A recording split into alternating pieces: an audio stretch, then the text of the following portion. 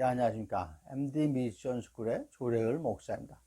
오늘의 말씀은 누가복음 14장 26절, 27절, 그리고 33절 말씀입니다. 무릇 내게 오는 자가 자기 부모와 처자와 형제와 자매와 더욱이 자기 목숨까지 미워하지 아니하면 능히 내 제자가 되지 못하고, 누구든지 자기 십자가를 지고 나를 따르지 않는 자도 능히 내 제자가 되지 못하리라. 그리고 14장 33절 말씀에 이와 같이 너희 중에 누구든지 자기의 모든 소유를 버리지 아니하면 능히 내 제자가 되지 못하리라. 이 말씀을 제자가 되는 길이라는 제목으로 함께 말씀을 나누도록 하겠습니다. 오늘 말씀은 예수님께서 제자들에게 어떻게 해야 제자가 되는지에 대해서 말씀을 해 주시고 계십니다. 예수님께서 광야에서 시험 받으시고 처음 하신 것이 갈릴리 해변으로 가서 제자 삼을 사람들을 부르신 것입니다. 해변에서 고기를 잡고 있던 베드로와 안드레 형제, 그리고 그물을 손보고 있던 야고보와 요한 형제, 모두 4명을 먼저 부르시죠. 그들에게 고기가 아닌 사람을 낚는 어부를 만들어 주겠다 하시면서 데리고 다니십니다. 그런 이후에 산상수훈 설교도 하시고 환자도 고치시고 여러 가지 이적도 행하시다가 빌립과 바들로메, 그리고 세리인 마태를 보시고 제자를 삼으십니다. 이렇게 해서 12명의 제자를 참 제자로 삼으시죠. 그럼 예수님께서 이런 12제자를 많은 제자들 가운데 12명을 뽑아서 사도라고 부르시는데, 그들의 선발 기준이 어디 있었을까요? 먼저 예수님께서는 어떤 기준으로 제자들을 선발했는지 그걸 알아보도록 하겠습니다. 예수님께서 제자들을 뽑은 기준은 딱 하나밖에 없습니다. 마가복음 3장 13절 말씀인데요, 자기의 원하는 자들을 부르시니 라고 말씀을 하고 계십니다. 제자 선정, 제자 선발의 기준이 제자들의 자질이나 능력이나 캐리어나 이런 것을 보이는 게 아닙니다. 그냥 예수님께서 주권적으로 선택을 하셨습니다. 그들의 능력에 있는 것이 아니었습니다. 그들의 직업에 있었던 것도 아니었습니다. 오직 예수님의 주권이었습니다. 예수님께서 세우시고자 하는 그러한 제자들, 오직 예수님의 은혜에 있었던 것이죠. 제자는 주님께서 택하여 세우십니다. 일꾼은 주님께서 택하시어 세우시는 것입니다. 선택 기준이 외적인 조건이나 나의 열심이나 나의 열정이 아닌 것이죠. 오직 예수님의 뜻과 계획에 의해서 세워진다라는 걸 아시기 바랍니다. 12제자의 면모를 한번 볼까요? 베드로와 안드레, 야고보와 요한은 고기 잡는 어부였죠. 마태는 세금 징수하는 세리였습니다. 세금 공무원이 지금은 각광받는 그런 공무원 직업 중에 하나지만, 당시에는 많은 사람들로부터 적대감을 받는 직업이었습니다. 가나안인 시몬은 열심당원이었습니다. 다른 제자들에 대한 그 직업은 특정하게 성경에서 언급되지 않아서 말씀을 드릴 수가 없습니다만은, 추정컨대 도마와 안드레도 어부로 추정하고 있습니다. 가롯 유다는 회계사 추정을 하고 있습니다. 이와 같이 세상적인 기준으로 하면 모두 미달감이죠. 12명이. 예수님께서는 그들을 세우신 것입니다. 우리들도 마찬가지입니다. 주님의 일을 하는데 무슨 일을 하고 어떤 지위에 있고 이런 것과는 전혀 관계가 없습니다. 만물을 창조하시고 나를 지으신 주님은 또한 나를 택하여 당신의 제자로 만드시는 것입니다. 무에서 유를 창조했듯이 아무것도 보잘것없는 저희들을 택하셔서 하나님의 영광을 드러내는 참 제자로 만들어 가시는 것이죠. 제자들을 볼 때 속 좁고 소심하고 다혈질적이고 성급하고 모두가 부족한 면모를 보이고 있습니다. 그러나 그들을 통해서 복음 전파하시기를 원하셨던 것이죠.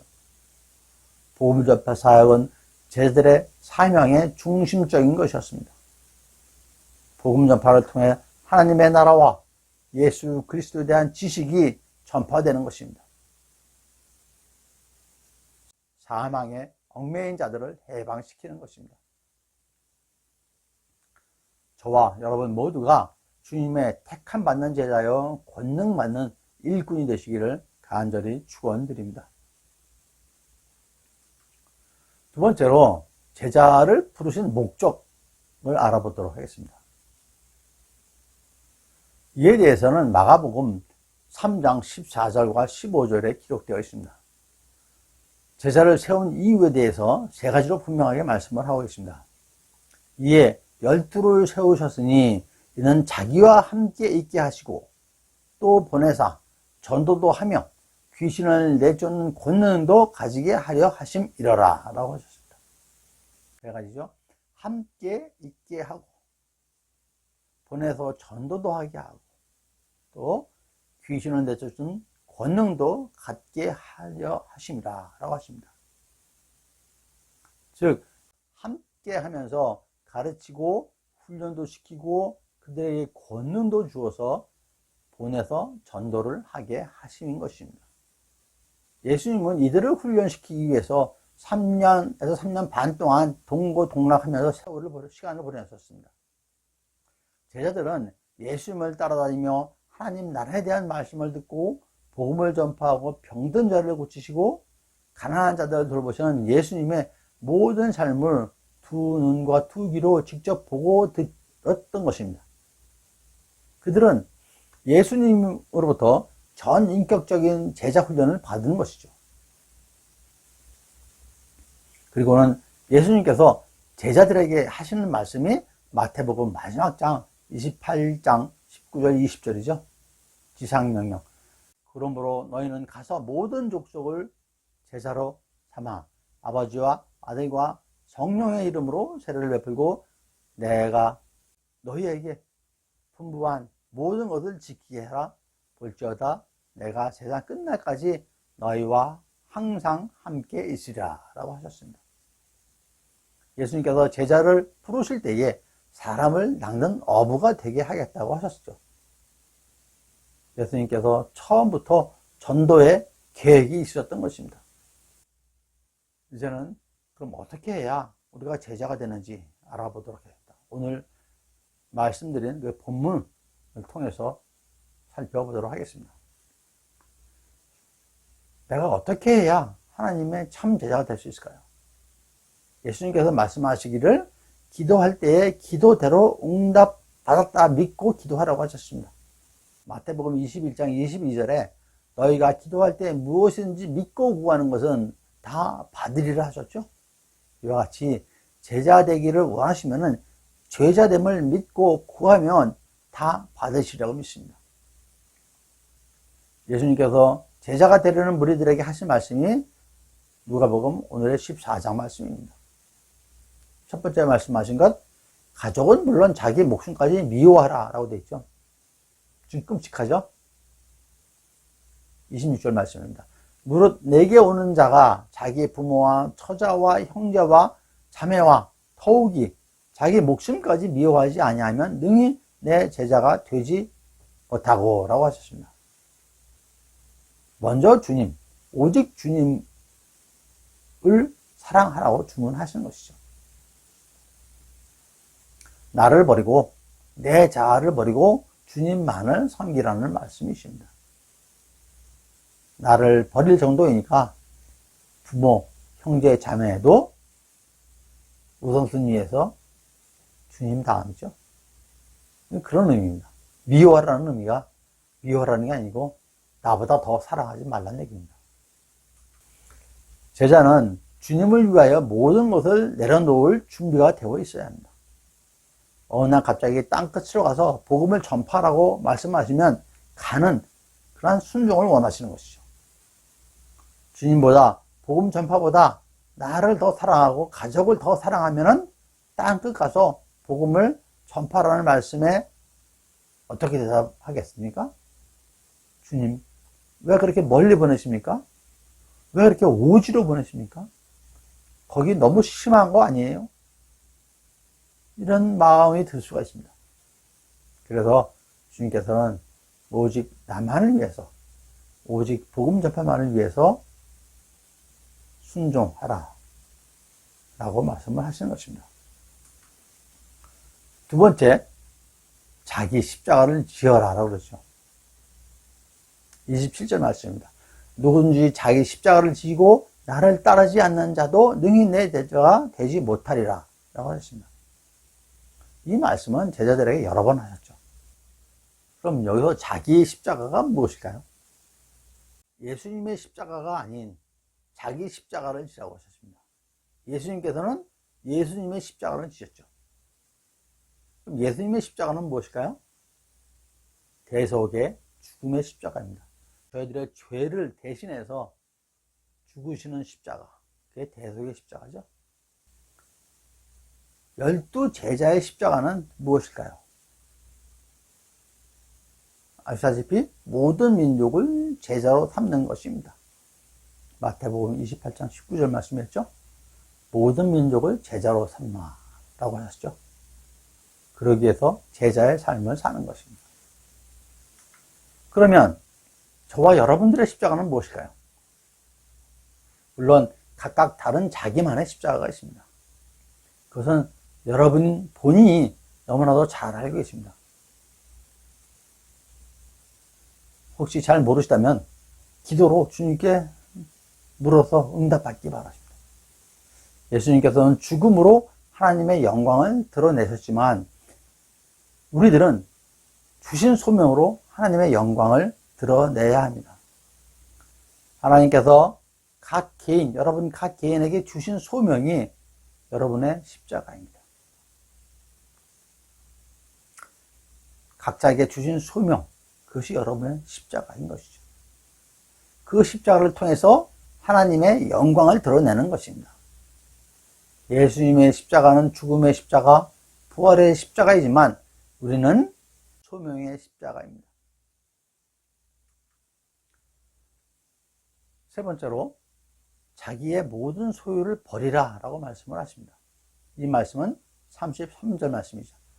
이와 같이 너희 중에 누구든지 자기의 모든 소유를 버리지 아니하면 능히 내 제자가 되지 못하리라 라고 하셨습니다. 예수님께서 소유를 버리라는 말씀은 재산을 버리라는 그런 단순적인 말씀이 아니십니다. 예수님께서 당신의 자녀들에게 집도 팔고 자동차도 팔고 빈털터리를 만들려고 그러시는 것이 아니죠. 무소유의 삶을 살라고 하시는 것이죠. 무소유의 정신은 불필요한 소유에 얽매이지 않으면서 자기의 풍수에 맞게 사는 것, 그것이 무소유의 정신입니다. 불필요한 것에 얽매이지 않는 삶이죠. 그리스도인의 가치에 합당한 삶. 역으로 그리스도인의 가치에 합당하지 않은 모든 것을 포기하라는, 내려놓으라는 그런 말씀이신 것입니다. 그것들로부터 해방되라는 얘기입니다. 그것들로부터의 영향에서 벗어나라고 하시는 말씀이죠. 그리스도인, 제자로서의 가치에 합당하지 않은 것들로부터 벗어나 그들의 영향권에서 벗어나는 삶을 살라는 것입니다. 그리고 네 번째로 오늘 성경에서 읽지는 않았지만 소금이 되라 라고 또 이어서 말씀을 하십니다. 34절하고 35절 전반부의 말씀인데요. 소금은 좋은 것이나 소금도 만일 그 맛을 잃으면 무엇으로 짜게 하리요? 땅에도 거름에도 쓸데없어 내버리느니라 라고 말씀하십니다. 여러분, 소금 본연의 맛을 잃지 않으려면 어떻게 해야 되나요? 특히 우리 주부님도 잘 알고 계시죠? 습기 차지 않은 곳에 소금은 잘 보관해 둬야 됩니다.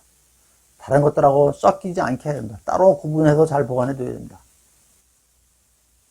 참제자는 먼저 무엇보다 기도와 말씀 사역에 힘써야 한다. 다른 사역들과 섞여서는 온전한 기도 사역과 말씀 사역을 할 수가 없습니다. 우선순위가 기도와 말씀입니다. 예, 오늘의 말씀을 마치도록 하겠습니다. 주님의 제자가 되는 길, 그리스도인의 참다운 삶의 길에 대해서 오늘 말씀을 드렸습니다. 무엇보다 먼저 주님을 생각하고 말씀을 가장 우선순위에 두는 삶, 나에게 주신 소명의 십자가를 지고 예수님을 따르는 삶, 세상적인 무가치한 것들을 모두 포기하고 그것들의 영향권에서 벗어나는 삶으로 맛을 잃지 않는 소금과 같은 빛과 같은 존재가 되는 여러분 모두가 되시기를 간절히 축원드립니다. 감사합니다. MD 미션 스쿨의 조래을 목사였습니다.